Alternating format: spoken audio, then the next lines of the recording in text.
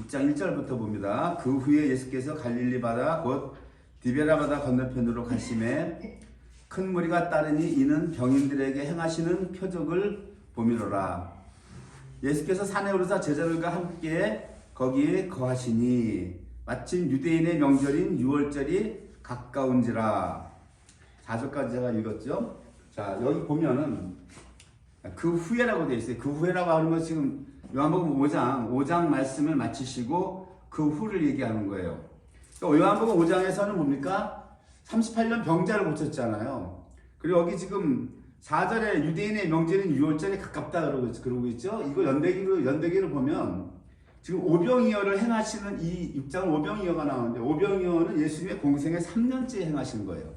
3년째 행하셨고 5장에서 나오는 지금 그 38년 된 병자, 그 베데스다 못에 있는 병자를 고치신 것은 똑같은 6월절에 행하셨어요. 같은 기적을 많이 행하셨는데, 표적을 행하셨는데 일반적인 날에 행하신 것이 있고 이것은 일반적인 날이 아닌 공생의 2년째 6월절을 잘 보셔야 돼요. 공생의 2년째 6월절에 행하신 것이 베데스다 못에 38년이 된 병자를 고치신 거예요. 그 공생의 1년째 6월절인 거예요. 6월절 아닌 다른 때에도 무리를 걸으셨고 무슨 주님께서 뭐 병자를 고치셨고 많이 행하셨는데 이 성경에서는 예수님이 6월절 그 날을 택해서 행하신 게 있단 말이에요. 1년째 공생의 1년째 처음 공생하실 때 그때 1년째 6월절이 뭐를 행하셨냐면 유대에 내려가셨어요. 유대에 가셔서 예루살렘이죠. 거기 가셔서 성전을 청결하게 하셨죠. 성전 청결하고 성전을 다 둘러 엎어버리시고 내가 사흘 동안에 다시 일으키리라. 그걸 말씀하셨고 표적으로는 6월절 표적은 아니지만 일반적인 표적으로 첫 번째 표적은 갈릴리 가나에 그 물이 포도주로 변하는 사건이죠. 예, 그것은 첫 번째 표적이고 오늘 오병이어는 네 번째 표적입니다. 세 번째 표적이 38년 그 병자를 고쳤죠. 병자를 고쳤어요. 베데스다 못에 있는. 그러니까 지금 그 후에 예수께서 갈릴리 바다 디베라 바다 건너편으로 가셨다라고 하는 것은 지금 우리가 성경을 들고 있는 건 5장과 6장 한 장 차이지만 1년이 지났다라고 하는 거예요. 38년 병자를 고치신 것이 5장에서 말씀하신 게 있으니까 이건 2년째 공생의 2년째 6월절에 행하셨고 6장에서 오병이어는 3년째 6월절에 행하시는 거기 때문에 지금 이 요한 사도가 여기 그 후에라고 했지만 이 그 후에라고 해서 이미 1년이라는 세월이 흘렀다라고 하는 것을 여러분이 아셔야 됩니다.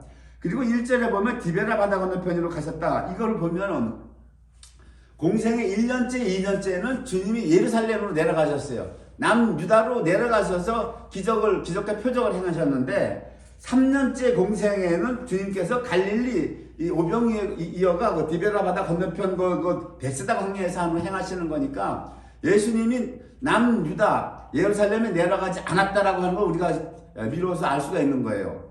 그러니까 1년째, 2년째 6월절은 주님께서 예루살렘 남쪽에 내려가셔서 6월절마다 거기서 말씀을 하시고 표적을 행하셨는데 마지막 3년째 공생에는 유대 예루살렘을 가시지 않았다. 여기 보면 갈릴리 바다 그 디베라 바다 건너편으로 가셨다. 이렇게 기록이 되어 있죠. 4절에 보면 그 다음에 보면 2절에 보면 큰 무리가 따르니 이는 병인들에게 행하시는 표적을 보미로라. 무리가 예수님을 쫓아다녔는데 왜 큰 무리가 마태복음에서 허다한 무리라고 그러죠. 왜 왔다? 병자들을 고치시는 표적을 봅니다. 여기 출애굽기 15장 26절에 보면 주님이 율법과 계명을 주시고 모세에게 뭘 말씀하시냐면 너희가 너희 하나님 말을 청종해요. 이 청종이라는 게 뭡니까? 들을 청자죠. 종은 뭐예요? 순종하는. 주님의 말씀을 듣고 순종하는 거예요. 나 보기에 의를 행하고 주님이 조건을 제시해요. 내 계명에 귀를 기울이며 주님의 계명에 귀를 기울이라고 하는 거예요. 그 다음에 네 번째가 뭡니까? 내 모든 규례를 지키며 네 가지의 조건을 제시하고 이것이 만족하면 너희가 행하면 내가 애굽 사람에게 내린 모든 질병이 하나도 너에게 내리지 아니하리니 나는 너희를 치료하는 여호와 하나님이라. 이렇게 말씀하신단 말이에요. 구약에서는 하나님이 우리를 치료하시려면 조건이 달라붙는데 네 가지가 붙어요. 하나님의 말씀을 듣고 순종해야 되고, 그다음에 뭡니까? 하나님 앞에 의를 행해야 되고, 주님의 계명에 귀를 기울여야 되고, 주님의 모든 규례를 지켜 행하여야만 내가 너희를 치료해 주겠다. 치료하는 여호와다. 근데 여기 신약에서는 예수님이 뭐예요? 그냥 고치는 거예요. 그냥. 여기 지금 병자들이라고 하는 거, 이 관계는 어떤 관계예요? 하나님과 유대민족, 이스라엘 백성 간의 관계, 이 사람들이 병들었다는 건 뭡니까? 율법을 지키지 않아서 오는 병들이란 말이에요. 이 병들이 다. 그러면 구약적 개념으로 봐서는 이대로 고쳐줘야 돼? 안 고쳐줘야 돼? 안 고쳐줘야 되는 거예요. 왜? 이런 것이 만족이 안 됐기 때문에. 이 병이 왜 왔냐고. 병이 문둥병이고 안진병이고 귀신이 들렸고 이 모든 게 왜 왔어요? 주님이 말씀하신 이 네 가지를 안 지켰기 때문에 온 병들이란 말이에요. 그렇기 때문에 구약적 개념으로 보면 예수님이 고쳐줘야 돼? 안 고쳐줘야 돼? 안 고쳐줘야 돼. 왜? 이 자들이 이 네 가지를 행해야 돼. 병자들이. 이 네 가지를 행할 때 예수님이 손을 고쳐줘야 된단 말이에요. 구약적 개념으로 보면. 근데 이들이 전혀 그런 거 안 했잖아요. 주님의 말을 듣고 순종도 안 했고, 뭐 계명에 귀 기울인 것도 없고, 이들이 무슨 규례를 행했습니까? 이들이 뭐 하나님 앞에 의를 행했을 전혀 아닌 거예요. 그런데 예수님이 우리말로 묻지도 않고 따지지도 않고 고쳐주시는 거예요. 왜 그렇습니까? 요한복음 그 1장 17절에 요한 사도가 예수님을 뭐라고 말씀을 해요? 율법은 모세로 말미암아 주신 것이다. 율법은 모세로 말미암아 줬죠. 모세가 준 율법은 이러한 조건들을 충족을 해야 하나님을 고쳐준다는 거예요. 그런데 뭐예요? 은혜와 진리는 예수 그리스도로 말미암아 왔다는 거예요. 은혜와 진리가. 예수님은 율법으로 오신 게 아니라 예수님은 은혜와 진리로 오셨다라고 하는 거예요. 즉 뭡니까? 시대가 바뀌었다라고 하는 겁니다. 이제는 시대가 바뀌었어요. 모세 시대가 아니기 때문에 예수님의 시대이기 때문에 예수님께서 지금 뭐예요? 우리말로 막말로 묻지도 않고 따지지도 않고 그냥 오기만 하면 고쳐주는 거예요. 왜? 주님은 은혜와 진리이시기 때문에 고쳐주었어요. 그러니까는 이 무리들이 아는 거예요. 이 무리들이. 이 유대인들은 안다고요. 예수님이 고쳐주는데 왜 자기네들이 이런 걸 행하지 않아도 고쳐준다는 거에 대한 감사가 있는 거예요. 이들이. 우리는 지금 성경을 몰라도 너무 모르니까 예수님이 병자 고쳤구나 하지만 이 백성들은 항상 율법을 가까이 했기 때문에 내가 이 병의 고침을 받으려면 이러한 것을 행해야 하나님이 날 고쳐준다는 걸 알기 때문에 자기들이 이걸 안 행하기 때문에 하나님 앞에 감히 고쳐달라는 말도 못하는 거예요. 무슨 얘기인지 아세요? 왜? 자격 조건이 안 되니까. 예? 우리가 뭘 신청하려면은 그 자격이 돼야 신청을 할 거 아니에요. 예? 자격 자체가 안 되는데 뭘 고쳐달라고 하냐고. 근데 예수님 오셔서 그냥 고쳐주시는 거야. 그러니까 그냥 허다한 무리가, 큰 무리가 따르는 거예요. 3절 봅니다. 3절 보면 아주 마태복음과 유사하게 지금 대조를 시켰는데 예수께서 산에 오르사 제자들과 함께 거기 앉으시니 그래요. 마태복음에서는 예수님께서 허다한 무리를 고쳐서 그 허다한 무리가 예수의 이름이 온 갈릴리와 유대와 수리아까지 다 퍼졌다고 그래요. 마태복음에서는 예수님의 이름이. 그래서 허다한 무리가 쫓아요. 그러니까 예수님께서 마태복음 5장에서 그 허다한 무리가 쫓는 것을 보시고 산에 올라가 앉으시니 그래요. 앉으시니 제자들이 나아온지라. 제자들이 나와왔다고 그래요. 그 마태복음에서는 5장에서 예수님이 산에 가서 앉아요. 무리를 보시고 쫓아오는 무리. 그러니까 제자들이 나와왔다는 거예요. 뭘 얘기하는 겁니까? 예수님께서 새롭게 산상수훈을 주님의 그리스도의 율법을 이제 선포하시는데 12제자들이 나왔다고 하는 건 그걸 들으러 왔다라고 하는 거예요. 들으러 나왔다라고 하는 겁니다. 즉 출애굽 후에 이스라엘 백성을 하나님이 모세가 끌고 나와서 어디로 와요? 시내산에 오죠. 이 산이라는 게 의미가 있어요. 시내산에 왔을 때 하나님이 시내산에서 무엇을 줍니까? 율법을 주시잖아요. 산이라고 하는 것은 율법을 반포하는 거예요. 율법을 반포하는 산인데 마태복음에서는 율법을 수여하는 예수님, 그리고 제자들은 그 율법을 들으러 나아온 거예요. 무리들도. 그러나 요한복음에서는 지금 율법 수여의 장면이 아니라 산에 올랐는데 제자들도 함께 앉았다고 그러는 거예요. 그 산에. 이 표현이 다르죠. 표현이 다르단 말이에요. 예수 그리스도 즉 하나님의 아들 성자 하나님이 앉은 자리에는 누구나 옆에 못 앉는 거예요. 지금 앉을 수가 없어요. 그런데 여기서는 뭡니까? 이 제자들이 함께 앉았다라고 하는. 왜 그래요? 은혜와 진리이기 때문에 주님이. 그렇다면 여기서는 뭡니까? 미리 보여주고 있는 거예요. 제자들이 함께 앉았다고 하는 건 완성인 거예요. 완성. 완성을 보여주는 거예요. 주님과 함께 앉았다고 하는 것은 3절은 이미 6장 전체에서 완성을 보여주는 거예요. 즉 우리도 오늘 이 말씀을 듣고 우리도 주님과 함께 앉는 그런 은혜의 자리가 돼야 돼요. 우리도 주님과 함께 앉는 자리가 돼야 됩니다. 자, 그럼 함께 앉으려면 이제 5절부터 봅니다.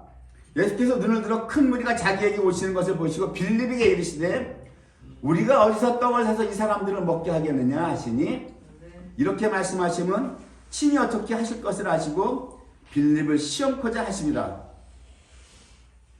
이 말씀을 왜 하실까요? 지금 빌립이 이런 능력이 있어요? 전혀 없어요. 그렇죠?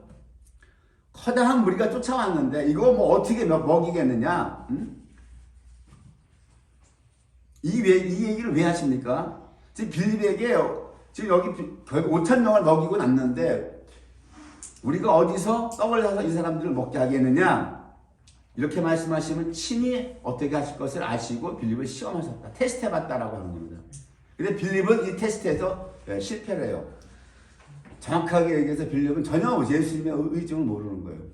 이 말씀하신 것은 1년 후죠. 1년 후에 그 1년 전에 주님이 무슨 말씀하셨어요? 1년 전에 주님께서 베데스다 연못의 그 요한복음 5장에서 이 연못에 빠진 자를 고쳐줬죠. 주님이 연못에 베데스다 못에 못 들어가는 그 38년 병자를 고쳐주셨고 그 다음에 주님이 말씀하시는데 부활을 말씀하시면서 선한 일을 행한 자는 생명의 부활로 나오고 악한 일을 행한 자는 심판의 부활로 나온다 이렇게 말씀하셨어요. 5장에서. 근데 그 5장에서 심판의 부활은 얘기를 하셨어요. 말씀하셨다. 5장에서는 심판은 내가 하지만 나는 내가 원하는 대로 하지 않고 아버지께서 들려주는 대로 내가 한다. 심판의 부활을 말씀하셨는데 선한 일을 행하는 자는 생명의 부활로 나온다라고만 얘기했는데 그 선한 일을 행해서 생명의 부활로 나올 수 있는 것 그것은 1년이 지나 지금 3년째 6월절에 이것이 오병이어서 말씀하시는 거예요. 1년이 지나서. 그러니까 이 빌립이 1년 전에 하신 말씀을 주님은 연계해서 말씀하시는데 전혀 눈치를 못 채는 알아들을 수가 없는 거예요. 그러니까 빌립이 뭐라 그래요? 각 사람으로 조금씩 받게 할지라도 200데나리온의 떡이 부족하리이다. 돈을 좀 모아서 떡을 산다 하더라도 광야에 누가 있어? 아무도 없잖아. 돈이 200데나리온의 떡이 부족하리다. 그러니까 빌립의 판단과 기준과 이것은 뭐예요?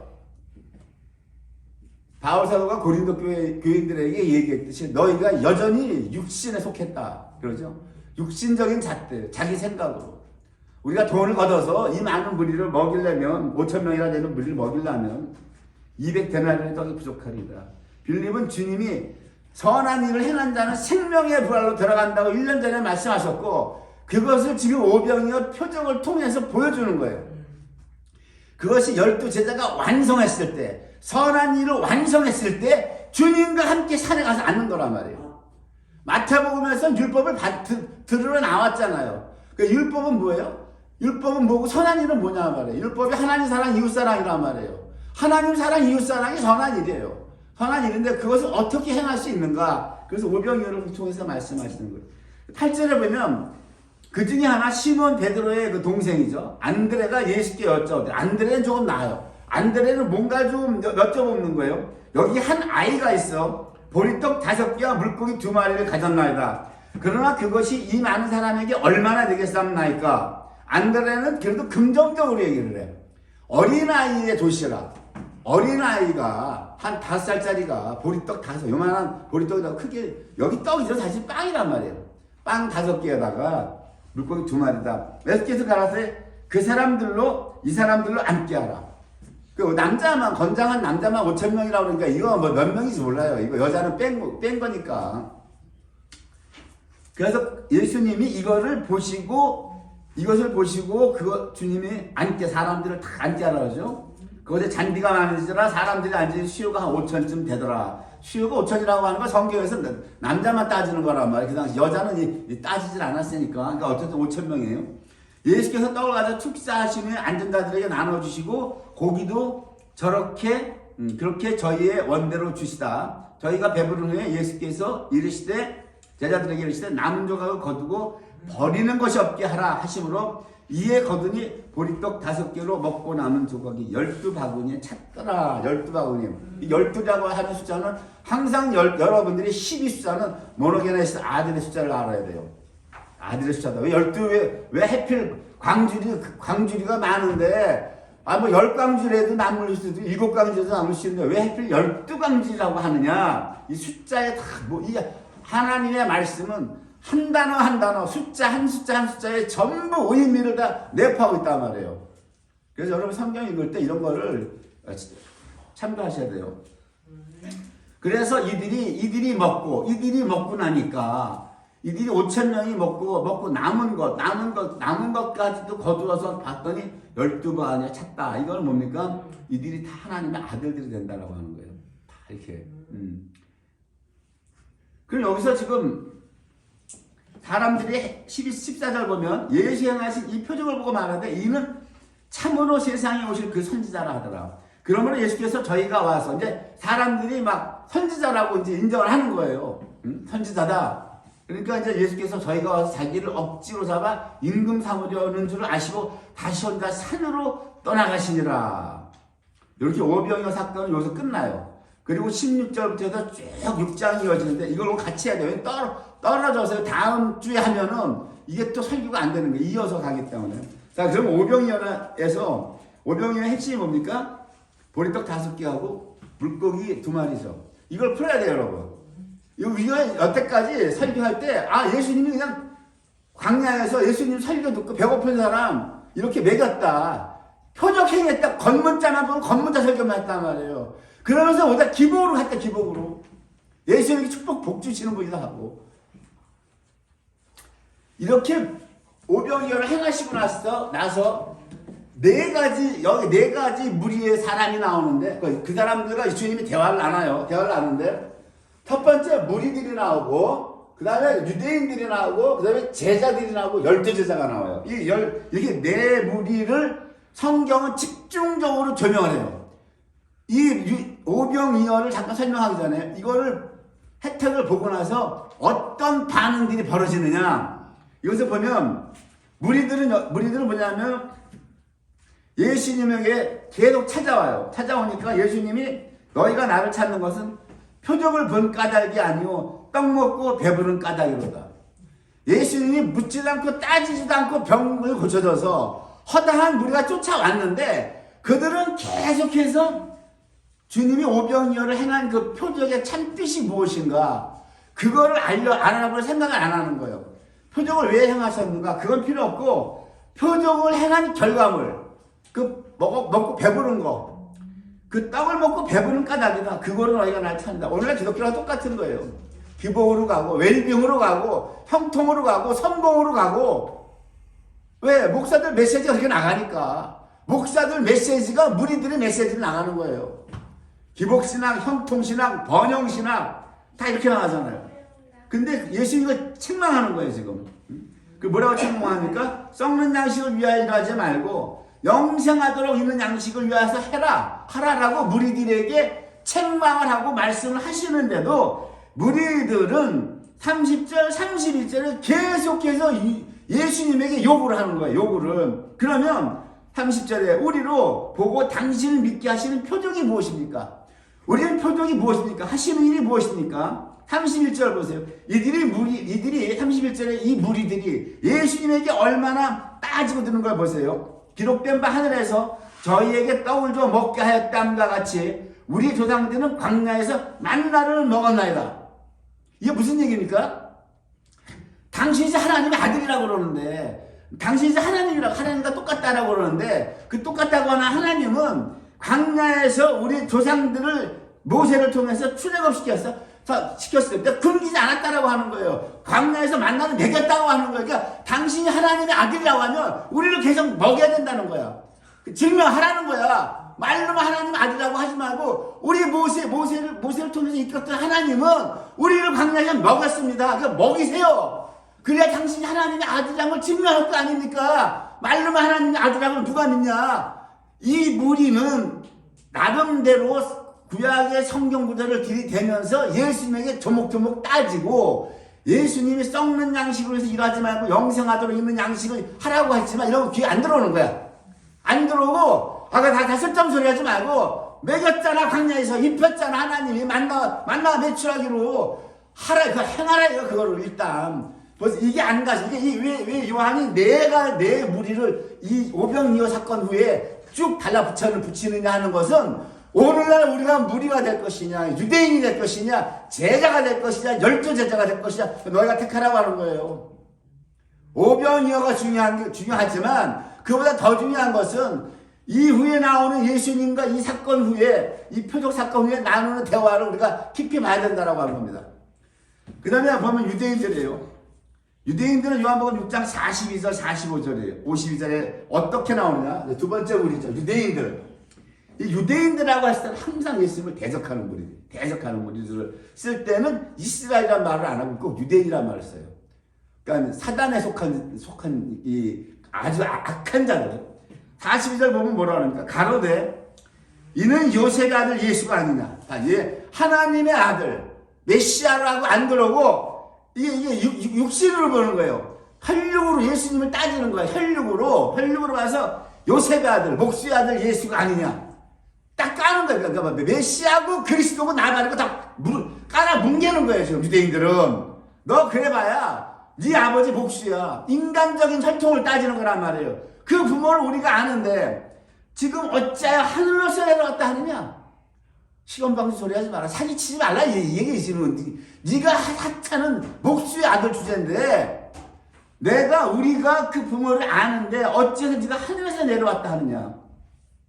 그 다음에 유대인들이 어떤 결론을 내립니까? 이러므로 유대인들이 서로 다투어가는데 이 사람이 어찌 능히 제사를 우리에게 줘 먹게 하겠느냐. 이러고 유대인들이 배척을 해버려요. 그러니까 두 번째 무리. 첫 번째 무리는 영생하도록 있는 양식을 위해서 살아니까 그런 거 다 필요 없어. 먹을 거 계속 내놔. 입을 거 내놔. 오늘날 똑같이 나가는 번영신학과 형통신학과 성공신학. 이 메시지가요, 대한민국 기독교 복음의 주류라고요, 주류. 아니라고 누가 아니라고 그래, 아니라고 하기는. 대표적인 게, 요한서 사랑하는데 네 영혼이 잘된 것 같이, 네가 범사가 잘 되고 형통하기가, 이거 순보면서 내뱉은 거 아니야, 50년 동안. 결국은 뭐 영혼이 잘 되는 건 가리는 거야. 거기에 핵심은, 범사가 잘 되고 형통하는 거. 그리고 두 번째 무리는 뭐예요? 범사가 잘 되고 형통하고 외비이고 나발이고 필요 없어. 뭐냐? 예수 깔아 뭉개는 거야. 목수 아들 주제에. 네가 무슨 하늘에서 내려왔어, 네가. 오늘날 똑같잖아, WCC가 뭐야? 네가 무슨 구원자야. 구원이 왜 너한테만 있어? 불교에도 있고 마음의 교도 있지. 다 들어왔어, 온 교단이. 온 교단이 다 들어갔다는 건 뭐예요? 유대인이라는 얘기, 유대인. 여러분 잘 보세요. 그렇잖아요. 예? 다 들어갔어. 너에게만 구원이 있냐? 야, 너만 구원시켜. 야, 부처도 구원시키고 마음한테도 구원시켜. WC 교리가 그거란 말이야, 그 신학이. 한 교단이 남았다가 마지막 다 들어갔더만, 싹 다. 자, 요런 무리가 나와요. 그래서 제자들이 나오는데, 제자들은 뭐냐면, 60절, 66절에 나옵니다.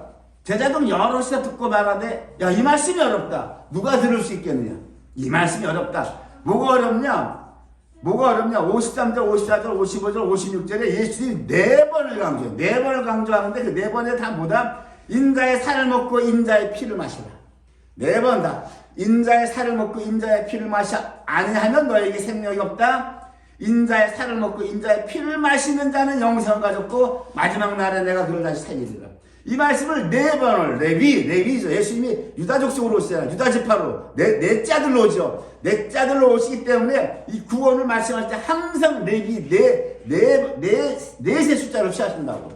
그래서 50장, 54, 55, 56도 뚝 내 인자의 살을 먹고 내 피를 마시는 자는 내 안에 거하고 나도 그 안에 거하리라. 이렇게 4번을 말씀하세요. 이걸 일반적 제자들이에요. 일반적 제자들이라고 하는 건 오늘날의 목사 장로들이란 말이에요. 지금 이것이. 예? 이 말씀 듣기 어렵다. 이걸 누가 듣겠느냐? 이러고 66절에 그러므로 제자 중에 많이 물러가고 다시는 예수와 함께 다니지 아니하더라. 보세요. 떨어져 나가는 거예요. 떨어져 나가. 그러니까 예수님이 보세요. 12 제자에게 일세 너희도 가려느냐?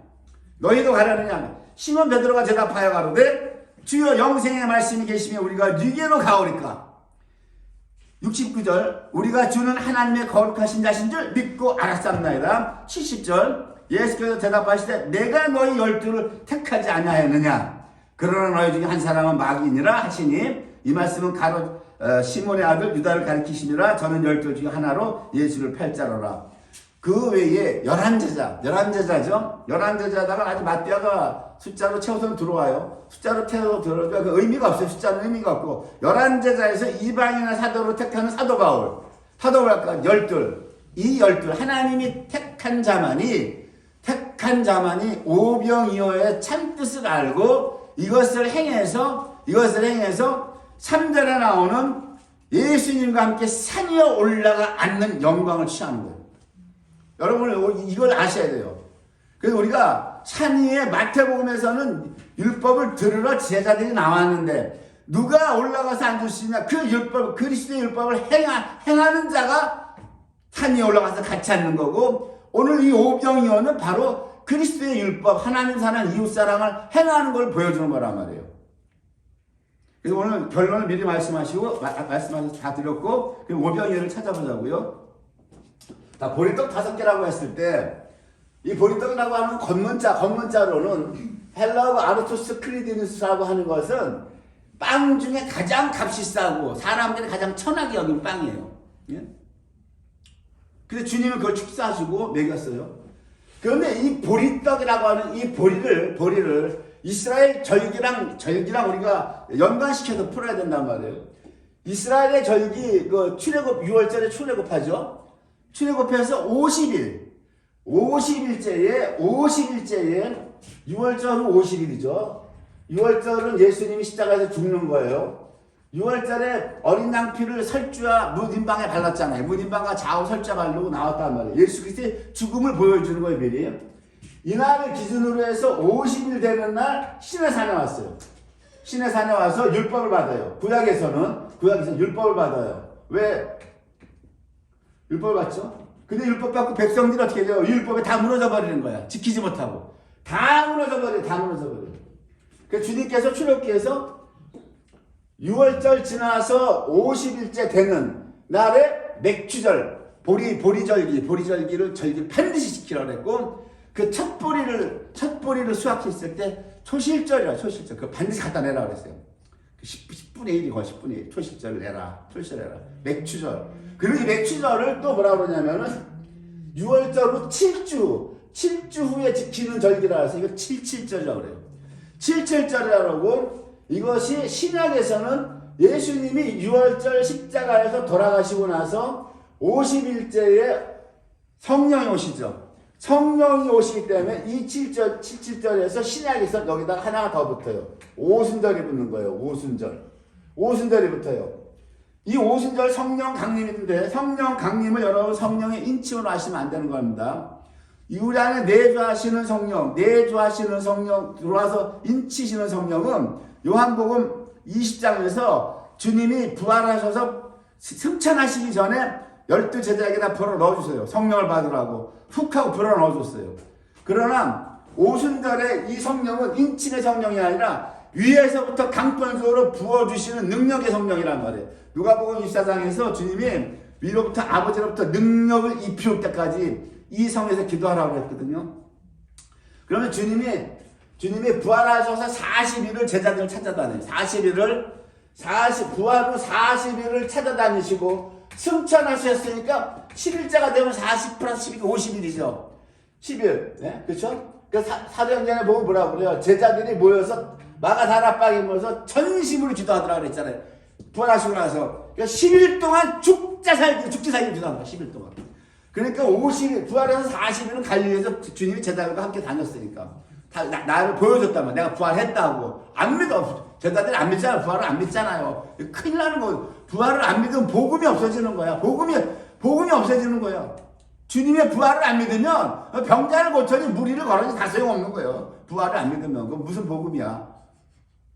그래서 막 주님이 나무라잖아요. 제자들을. 왜 못 믿느냐고.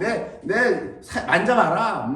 영은 살과 뼈가 없으나 나는 너희 보는 것처럼 살과 뼈가 있다. 그리고 먹을 것 좀 줘봐. 그러니까 생선 한 토막을 주시니까 구운 생선 한 토막을 드림에 받으사 앉아서 잡수시더라 그러잖아요. 부활하셨어요. 우리 영체라고 하는데 어떻게 그 영체가 음식을 잡숴.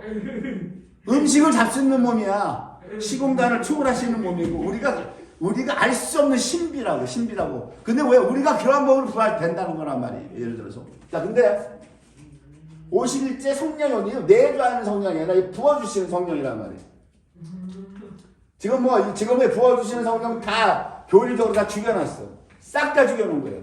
그러니까 여기 보리떡 5개라고 하는 거. 이 5은 뭡니까? 토라 말씀이에요. 모세오경이란 말이에요. 잘 보세요. 왜 보리떡인데 하나가 아니고 5개입니까? 이 보리떡이라고 하는 건 성령의 떡이에요. 부어주시는 성령의 떡. 성령의 빵을 먹이죠. 무리들에게. 먹이는 거예요. 예수님이. 성령의 떡인데 왜 5덩어리냐고. 모세오경이죠. 모세오경. 예? 모세오경을 빵 5개로 비유하는 거예요. 빵 5개. 왜?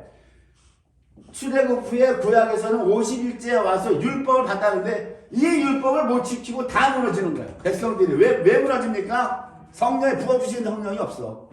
메시아가 안 와서 부어주시는 성령을 못 받은 인침의 성령도 없고 그냥 구약 백성들은 율법을 지킬 수 없고 무너질 수밖에 없는 거예요. 성경이 모든 것을 죄 아래 가뒀다는 하나님이 모든 순종치 않는데 가뒀다잖아요. 예? 가둬진 거란 말이에요. 가둬졌는데 신약에서 예수님은 은혜와 진리로 오셨잖아. 이제 이거 풀어주시는 거야. 못 지켰던 그리스도의 율법. 마태복음에서 주님이 산상수훈을 말씀하시는 그리스도의 율법을 산에 올라가 앉으신 12제자가 나왔어요. 나와서 주님의 그리스도의 율법을 듣는데 듣기만 하면 뭐하냐고. 뭐로 지킬 거냐 말이에요. 그래서 내내 같은 겁니다. 이것이 성령. 부어주시는 성령의 떡이 바로 보리떡이에요. 보리떡인데 왜 이것을 주님이 이렇게 표현합니까? 보리에다 감춰놨죠. 우리 인간들은 부어주시는 성령의 보리떡을 우리 인간들 이 세상에서는 보리 자체가 보리빵이 가장 맛도 없고 가장 값도 싸고 가장 천하게 여겨요. 오늘날 똑같아요. 기독교에서. 성령의 부어주시는 능력을 가장 천하게 여기고 가장 값없이 여기고 아예 우리는 교단에서 교리적으로 이거 다 추방시켰다고요. 제대로 된 교회가 있을까요, 여러분? 방언을 안 하는데 어떻게 성령의 보리떡 5개 능력을 입을 수 있느냐고. 방언을 안 하는데 어떻게 성령의 떡 5개 능력을 입을 수 있느냐 말이에요. 목사라는 자들이 제자잖아요. 제자들 이 말이 어렵도다. 우리가 받지 못한다잖아요. 정확한 거 이것이. 이 말이 어렵도다. 못 받겠다. 다 없어버렸어. 다.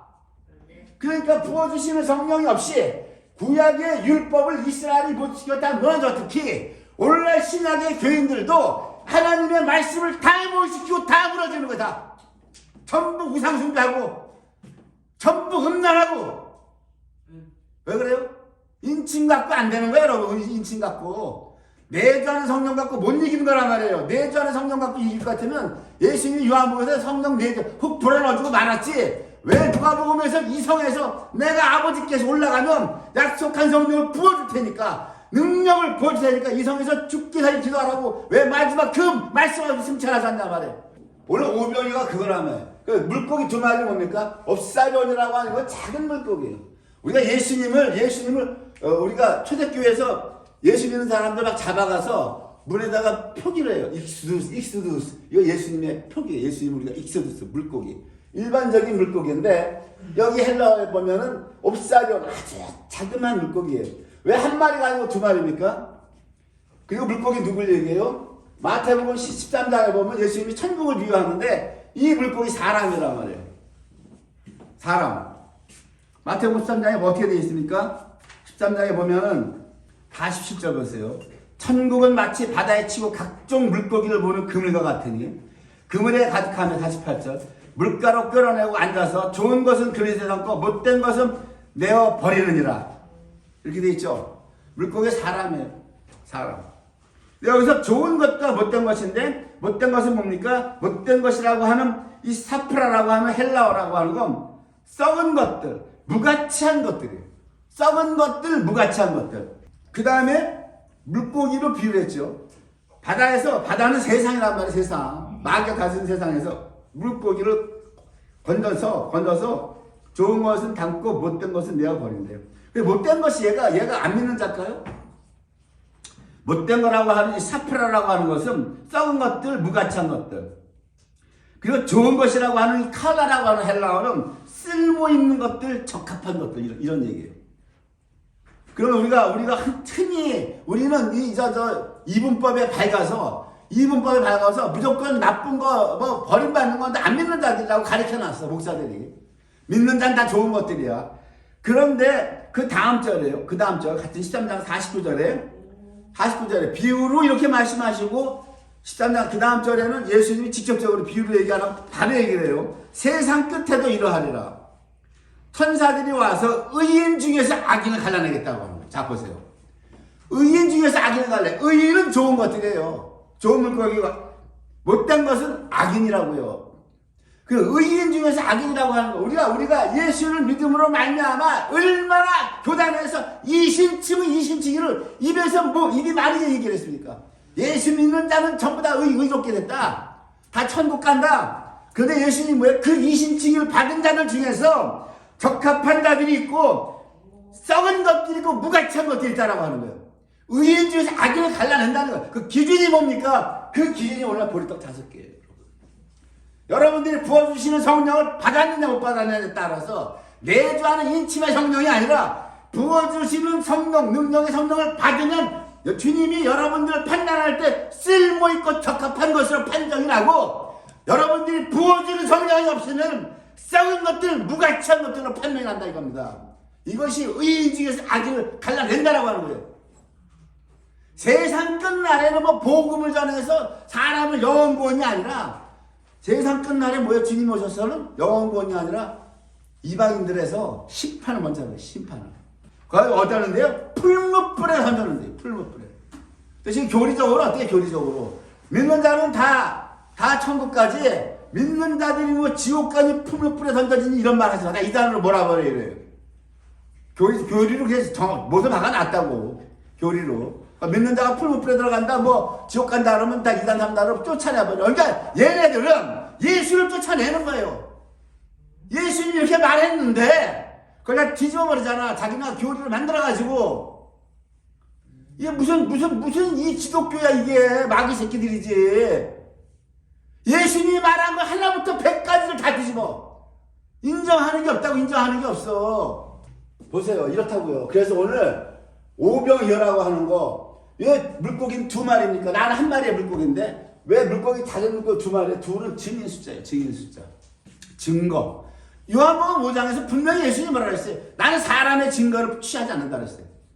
세례 요한이 와서 나를 잠깐 증거했지만 난 그 증거를 취하지 않아. 나를 증거하는 분은 위에 계신 아버지가 그랬단 말이에요. 성부 하나님만 취한다고 그랬는데 6장에 와서는 뭐라 그래요? 2마리의 물고기를 얘기하죠. 왜 2마리? 둘은 증거 숫자거든요. 성령에 부어주시는 성령으로 부어주시는 성령이 임해서 그 보리떡 5개죠. 주님의 말씀을 성취하는 자, 말씀을 이루는 자, 그가 곧 주님을 증거하는 자라고. 그가 증거하는 자라고 하는 거예요. 그러니까 1장부터 5장까지는 쭉 복음을 설명하신 다음에 6장에서는 그 선한 일을 어떻게 행할 수 있는가. 선한 일을 하는 자는 생명의 부활로 나올 수 있는데 그 생명의 부활로 누가 나올 수 있느냐? 그것을 보여주는 게 오늘 오병이어 사건이에요. 예수님은 이렇게 오병이어 사건을 통해서 보리떡 5개를 줬다라고 하는 건 뭐예요? 그거는 부어주는 성령의 떡을 줬다는 거예요. 무리들에게. 잘 보세요. 부어주는 성령의 떡을 이 무리들에게 먹였어요. 능력을 줬다라고 하는 겁니다. 이 오병이어가. 물고기 2마리로 증거할 수 있게끔, 너희가 성령의 힘으로 나를 증거할 수 있게끔 주님 친히 벳세다 광야에서 베풀어 주었음에도 불구하고 그걸 다 받아먹고 물고기도 먹었음에도 불구하고 인간들은 악해서 그런 거 다 필요 없습니다. 성령의 보리떡으로 당신을 증거해서 우리가 뭐 생명의 발로 나가는 거 나발이고 다 필요 없고 당장 먹을 거 내놔, 입을 꺼내놔, 이런 악한 무리들. 그래서 결국 떨어져 나가는 무리가 있고, 유대인들처럼 야 예수가 뭔데 그까지 목수 아들 아니야? 야 너 예수를 뒷밟아버리는 거예요. 하나님의 아들을 뒷밟아버리고 혈통이 배운 것도 없고 무식한 목수 아들인데 너 뭐가 잘났어? 이래서 예수님이 선지자가 고향에서는 대접받지 못한다 이런 말씀하셨죠. 자, 그 다음에 뭡니까? 종교인이라고 하는 것들, 제자들이라고 하는 것들, 목사라고 하는 것들이 보세요. 이 말씀 받아먹기 어렵다. 다 떠나가자. 다시는 그와 함께 다니지 않는다 그랬잖아요. 여기에 6장에서 66절에 그러면은 제자 중에 많이 물러가고 다시 그와 함께 다니지 않는다. 어제 제가 이 말씀을 다시 보면서 깜짝 놀랐어요. 하나님 말씀이 무서운 말씀이로구나. 오늘날 주의 종들이 다시는 주님과 함께 안 다니는 거예요, 여러분. 다시는 주님과 안 다닌다고. 신학당 나오고 연구원 나와가지고 여기 후드를 쓰고 가운을 입고 나왔는지 몰라도 예수와 다시는 안 다니는 것들이라고요. 이것들이 왜? 부어주는 능력을, 성령을 거부하는 거고 부정하는 건요 생명의 발로 못 나갑니다. 여러분, 예수님이 뭐라고 그래요? 악한 것으로 분리가 돼요. 악한 것으로. 쓸모없는 것들, 무가치한 것들. 우리가 예수님에서 이렇게 됐습니다. 이것만 붙잡고 있는, 이신칭만 붙잡고 있으면 예수님이 오셔서 심판하실 때 쓸모없는 것들, 무가치한 것들로 판단된단 말이에요. 13장에서, 마태복음 13장 천국장에서 천국은 이렇다. 그 천국이 초대교회에서부터 예수님 재림할 때까지 13장이 다 보여주고 있는 거예요. 시대별로. 이게 마지막 세를 보여주는 거예요. 마지막 세 너희가 이렇다는 거예요. 너희가 오늘 우리가 마지막에 누가 남아요? 겨우 12제자 하나 남아. 12제자. 너희도 가져오느냐? 너희도 이거 보리떡 이거 다 팽개치고 갈래? 이거 하찮은 거라고. 아무런 값어치 없는 거라고. 너희도 이거 버리고 갈래? 너희도 이 부어주는 성령을 받아야 물고기 2마리가 돼요. 나를 증거할 수 있어. 너희도 갈래? 그러니까 베드로가 뭐라고 그래요? 주여, 영생의 말씀이 계시오며. 그 영생의 말씀이 뭐예요? 보리떡 5개의 능력을 받아서 주님을 증거하는 물고기 2마리가 되어야만 우리가 영생을 얻는다라고 하는 겁니다, 여러분. 첫째 벌에 들어간다고 하는 거예요, 여러분.